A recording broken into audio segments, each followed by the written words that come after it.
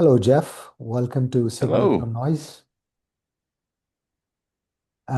Jeff, as you know, there's a lot of noise about AI in the broader prop tech and real estate value chain. So I've been speaking with builders, operators, investors, and more to try and get into a bit more granularity and hopefully try and glean some signal amidst all the noise about AI in our space. So given your history background and your current hat, or may I say hats, it'll be great to get your perspectives. So thank you for taking the time to speak with us today. Glad to be here. Yeah, it'd be fun. Super. So for those listening in, Jeff is the Chief AI Officer at Metaprop Labs.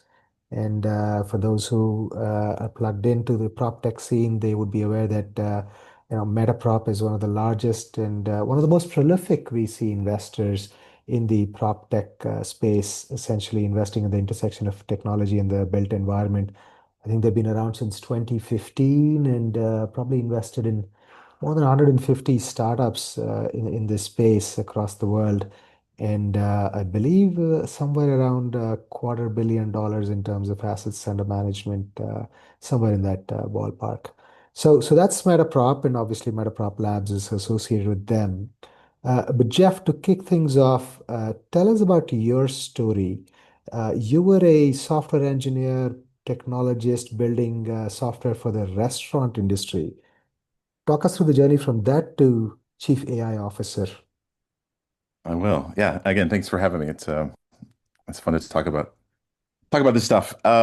So yeah, software engineer.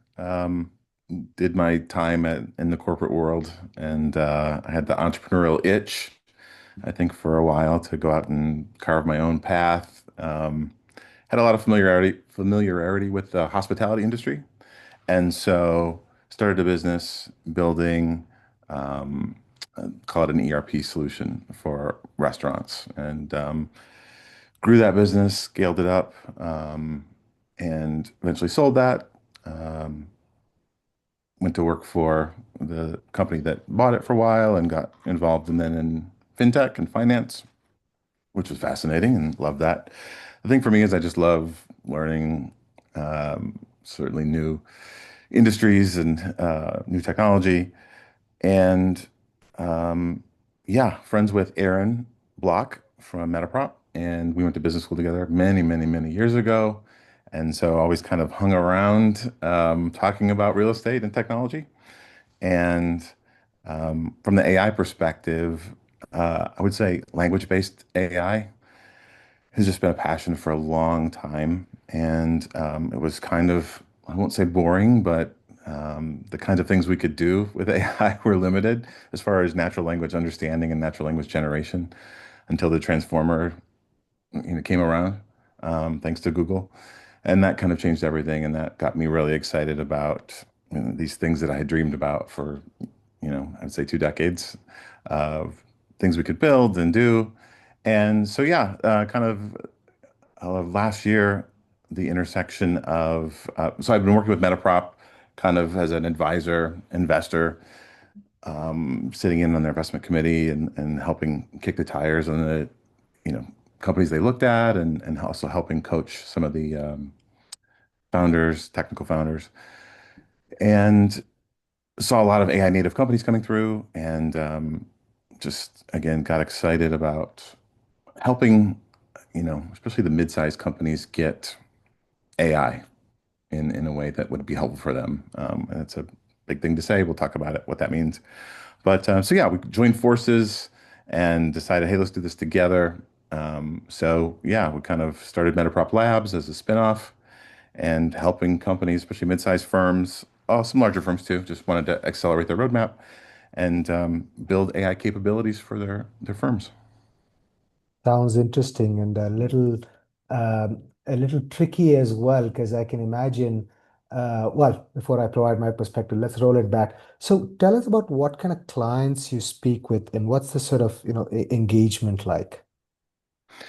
Yeah, we're talking with everybody. Everybody's interested in AI, right? I think everybody's talking about it. Some people are doing something about it. Some people are actually really doing something about it.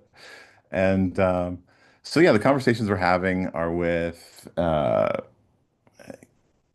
brokers, developers, asset managers, property managers, everybody in between. Everybody's got some workflows, and that's typically where we start talking about the opportunities, I would say.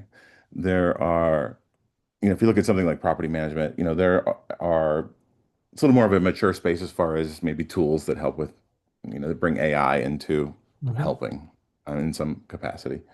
But if you look, in some of the other areas, let's say underwriting, for example, for a developer, um, that's very custom manual process.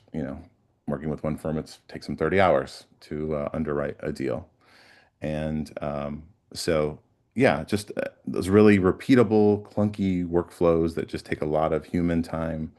Sometimes it's humans, moving stuff around on spreadsheets, emails. And so, yeah, that's again where a lot of the opportunity is just immediately.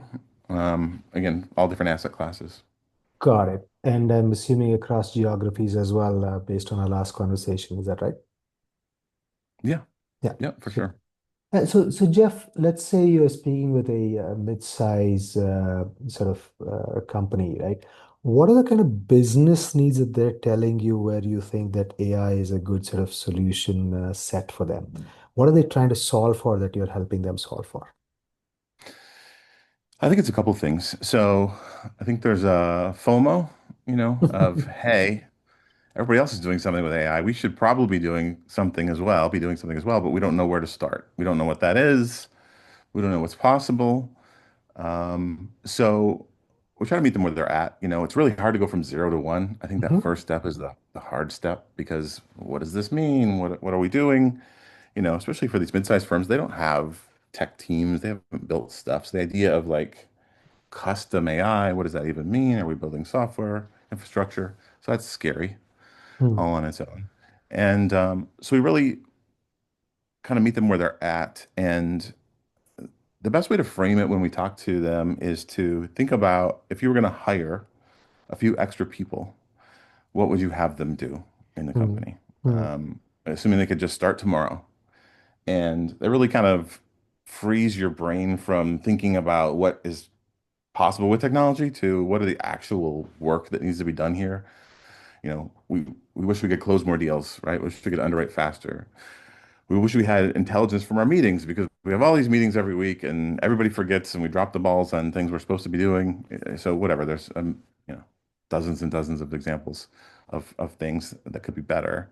And so once we kind of have that conversation of just what would we hire somebody to do, it really, I think, surfaces we'll call them the blockers for either growth, if we want to grow faster, or efficiency. The efficiency AI is easy, right? Yes, I could take this, process that takes 8 hours and move it down to 20 minutes. But I think the strategic, AI, for us to grow faster and especially these, you know, firms that have um, always competing against the bigger Hmm. firms and punching above their weight class. And now AI really allows them to accelerate what they do and compete in some new areas that maybe was difficult for them before.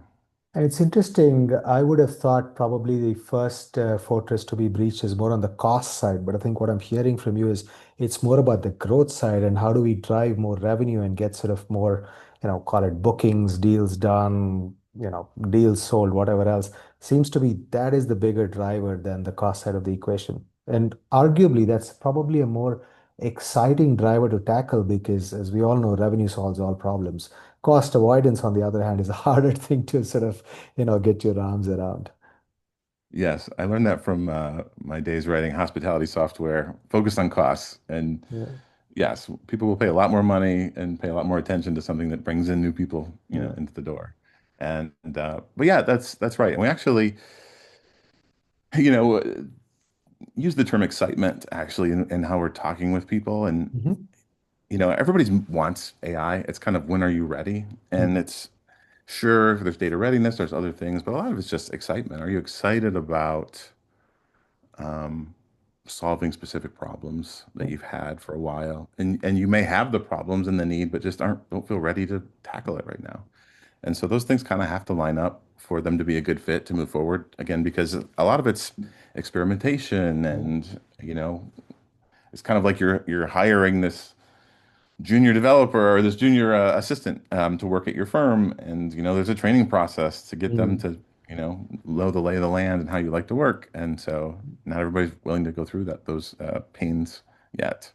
Um, And I think there's something to be said about you mentioned FOMO is one category, but I guess the other category of excited folks, that's probably the more interesting space to serve because they're keen on figuring out how to do it. They probably need some support, help, guidance, vision, roadmap, execution to actually get there. So help us understand sort of what is that, process that you go through as you engage with them. I'm sure there's sort of a needs, discovery kind of session which leads into further parts of the process. Talk us through that. yeah, yeah. The real bottleneck is direction. Honestly, it's where do we Mhm. go? Where do we start? Um, so it's a little different for everybody. We have some folks that come in that have a plan already. This is what we want to do, A, B, C, D, and E. Um, can you just help us do it? They might even have a dev team, but they just want to go faster. So we can do that. We can come alongside them, help them just accelerate their existing roadmap, be kind of just muscle, right? And help them just on the discovery and figuring that out. Certainly, I mean, there's a lot of design and user experience, um, the design that goes into you're building something that's collaborative with another human, and so there's lots of things that you don't necessarily think of that go into how to work with something else, right? Especially in a chat-based interface. Um, so there's that. There's folks who just I don't know where do we start, and so we typically do kind of a we call this the little mini discovery session where we get kind of the department heads around the table. We do an exercise where we ask that question for each person. If you could hire two people tomorrow that were ready to go, what would they work on? And we kind of have a little thought experiment go around the table, and it really surfaces a lot of interesting things that they never would have said. Hey, this is a great use case for AI. Instead of it's well, this is the real pains and problems in the company that yeah, if I could have another person to do this, we would do that. And then from there, we've learned over time to just be more opinionated in prescriptive and the best way for them to start. Early on, it was kind of like, well, where do you guys, think you want to go? And they just weren't sure. So it's really about how do we build trust? It's one thing, you use ChatGPT and you think about, well, ChatGPT is helpful. It helps me with a lot, but you're really micromanaging it, right? You're asking it to do a specific thing. It's doing it. You're probably going back and forth, you know, five, six, seven, sometimes more times. If you want, if you're really going to transform your company with AI and let it help you with some really complex workflows, there's got to be a lot of trust there. And so the process of starting small and building trust. So we talk about going from 0 to 1. We really focus on what we call AI skills. These are just very narrow Mhm. capabilities, and we try to get one or two stood up, even sometimes without any upfront cost, just to get something up. Um, Build trust, get in there, start to use it, and you just kind of stack these capabilities together. And pretty soon you have, a little more robust of a workflow. But the nice thing about those narrow capabilities is they're testable independently. So there's just a lot of confidence that these things work reliably, same way all the time. And so yeah, it just gives them a lot of trust to move forward. Makes sense. And when you say build narrow capabilities and then stack on top of them, right? Can you give us an example? What's a narrow capability? I'm guessing it's sort of a workflow or a tool that does X, Y, and Z, but tell us more. Yeah, so think of like a rent roll or a T12 or some financial data. Hmm. It's in these messy spreadsheets and PDFs, and they all have their models that they want to plug this data into for underwriting, for example. And so yeah, so that's an easy one, right? As we have an AI skill that can take the messy data, turn it into our standard format, then turn it into the format that they want to use. And so that's just an easy one. You think about an OM, comes in for a new deal. we can easily parse that and look at their deal investment criteria and say, yep, this fits, doesn't fit, maybe fits. Here's a couple things for you to look at. um, AI going out and looking at specific demographic information. So yeah, just yeah, it's very niche, specific things. A web agent to go out and look at tax history for a Mhm. property. So yeah, just kind of those individual things. You're just doing one task, and again, we can make sure it runs really well, executes in the at the level that we need it to. It's easy to make something work 80% of the time. It's hard it's hard to make something that works 90% of the time accurately. Mhm. And so that's where the real value is. And I think some of this is also intuitive because in a way you're trying to make it more accelerative in terms of the workflow and the actual time to value. So I would assume that there's a bit more sort of resonance and sort of receptivity about saying, okay, starting with solving a specific problem. I'm starting with solving a specific problem, and then once I've solved that, then I can go to the next frontier, and so on and so forth. So pretty soon you've got a whole array of workflows that you've automated Yeah. in an agentic fashion, and that sort of accelerate the human's capability to sort of go about their day-to-day business. Is that a good way to think about it? Yeah, absolutely. It just compounds. Yep. And, Okay, and exponentially. got it. It's great. Got it. Yeah. So I'm sure at some point in time during the sort of consultative journey that eventually leads into, actually delivering a solution, there's always this conflict about do I build, do I buy, do I partner? How do you help firms think through some of that? Yeah. So I'll say a couple of things. I think there's a bit of a trap out there in that if we think about what AI looks like, um, the, you know, it's coming in. There are point solutions, right? AI native Hmm. point solutions. There are, obviously Google, Microsoft have their large, AI infrastructure, Hmm. um, agents. And then you have the legacy platforms, whether that's, property management systems, and they're adding features. So everybody's adding AI in some Yep. way. And, we've spent, still spending time getting ourselves away from these data silos, right? This fragmented data. And the I think it's going to happen the same way with AI as you're going to have siloed AI, Hmm. fragmented AI. And so the idea that having something that's centralized that can access all of your data, access your workflows, if we think about it, having a digital coworker helping you, it has to have access to all the same systems that the human does, the same data, the same systems. And so that's um, yeah, I mean, that's the kind of the way we think about it. And so the approach then is, okay, well, how do I have this centralized AI that's not fragmented? And yeah, I'm losing track of your original Yeah. question. No worries. I think the question is more about sort of build by partner, right? And I'm sure There you go. there's, Thank you. yeah, Perfect. yeah. Perfect. So obviously there's the buy, which is, do I add on another license for Copilot? Do I buy this feature, this add-on, this solution? Build is, you know, we have big companies that want to build their own AI. It's a whole different infrastructure. You have observation and monitoring. You have this whole eval framework for testing. It's just a lot. Hmm. And so partner really is kind of the way to go for most people. I mean, you think about what IT was. Hmm. You know, IT became a capability that you outsourced to a firm that did your IT because everybody's IT is a little different for their Hmm. arrangement, right? And the way things are connected, the capabilities you have. I think AI will be the same way. I think everybody will have a firm that helps them with their AI, even if they're buying. I mean, I'm sure you see pitches every day from some vendor about, hey, this new feature, and it's hard to sift through that. So someone that can stand back and look at the landscape of things and say, well, this makes sense. This probably makes sense for you. It just helps you kind of strategically think through AI. So I think it will. always be partner for the Yeah, ones that are really doing it successfully. yeah, And in the partnering, there'll be some building, some buying, yeah, if that makes sense. yeah. And So it's not an easy answer, I guess. yeah, no, no, totally understood. And I think my intuition about this is also if you're talking to mid-sized firms who are sort of early in their AI journey and adoption, right? I think probably you're probably advising them on baby steps. Let's solve one problem with A, Yeah, B, and C. Let's solve the second problem with X, Y, and Z.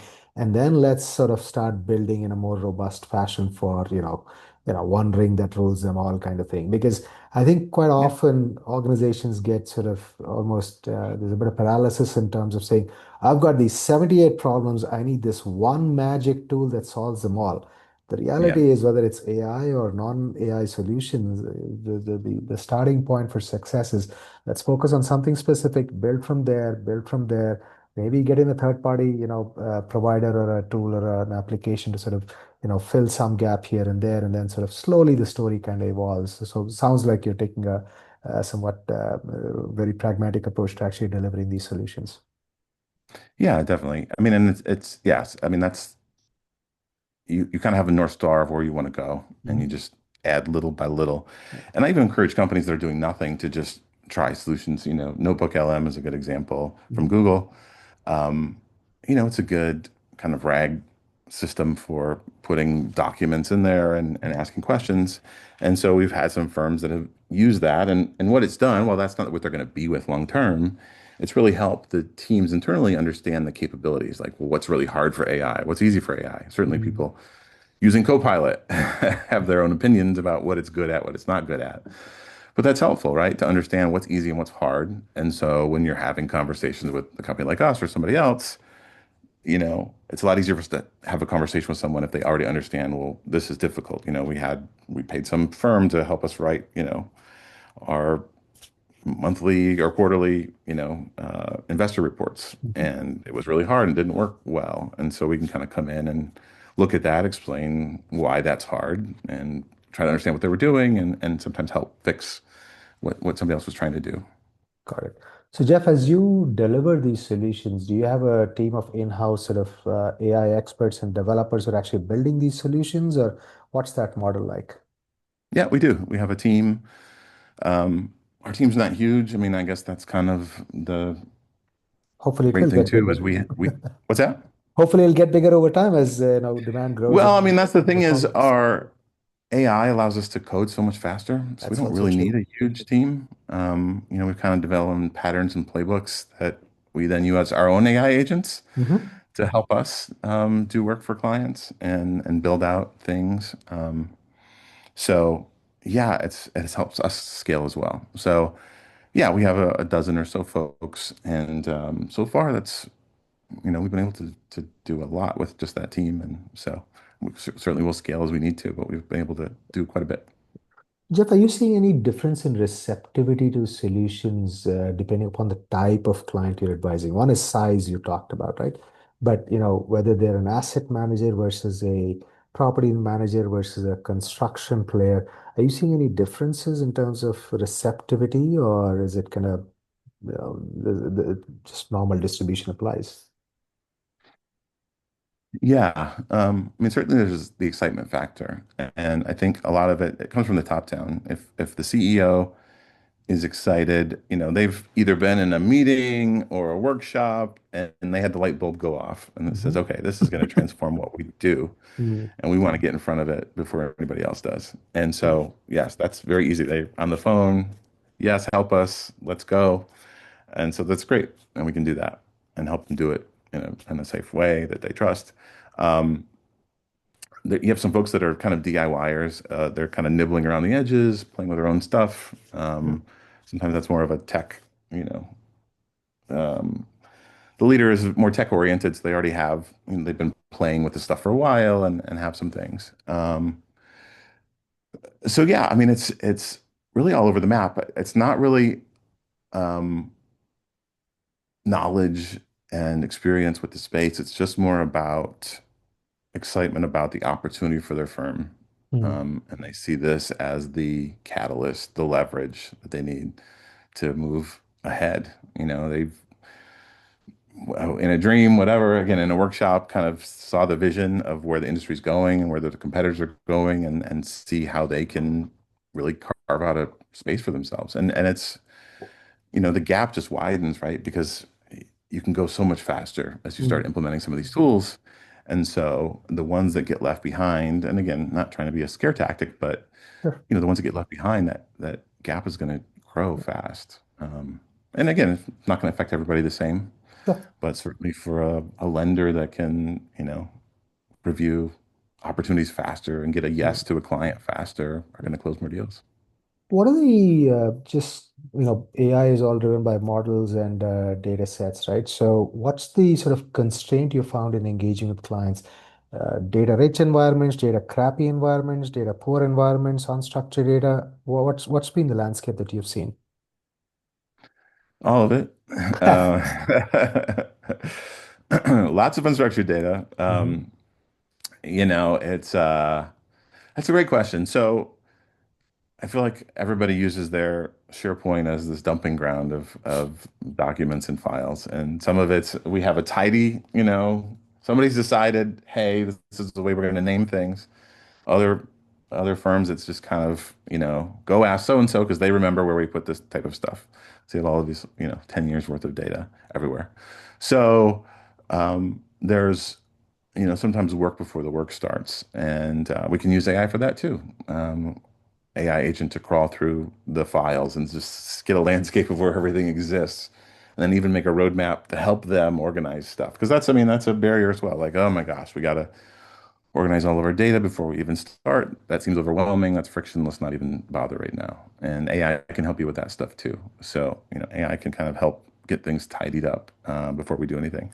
Um, so it's certainly just, for AI to be helpful, it has to be able to find the data. It has to be able to understand the data and use the data. And so sometimes that needs extra context, another knowledge layer over top of that. Think like Hmm. a lease abstraction, right? We pull data out of the lease. Same thing for any document. That's what Notebook LM does, right? It creates a summary, some key points, so that way when the AI is scanning the landscape of possible data that could be helpful for whatever it's trying to do for you right now, Hmm. it can find that stuff easily and navigate that. Got it. Got it. Jeff, last question before we call it a day.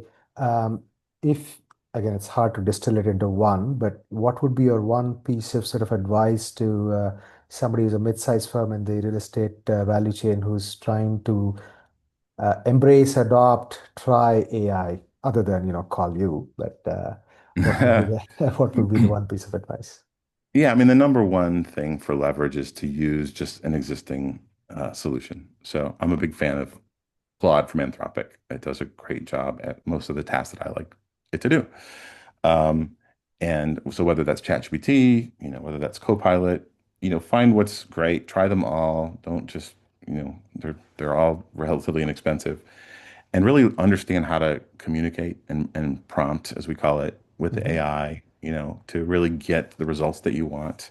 There's tons of resources online. You can just ask the AI itself, hey, I want to do this really complex task. What's the best way for me to ask you how to do this, right? And get a big, rich, robust prompt.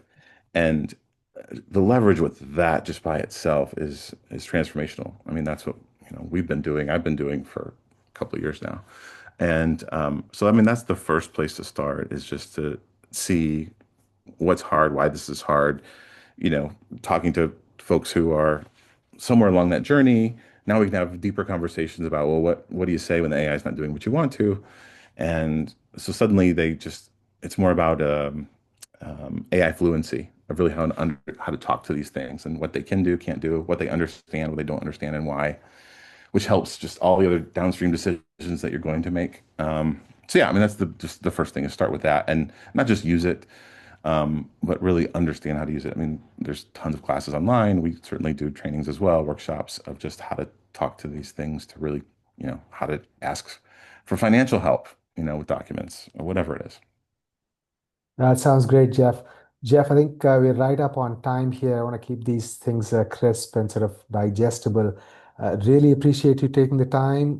Great to hear your perspectives around, especially as a practitioner who's built AI and trying to sort of deploy AI in the space. So really appreciate your time and perspectives here. Thank you for the time. Thanks. Enjoyed it.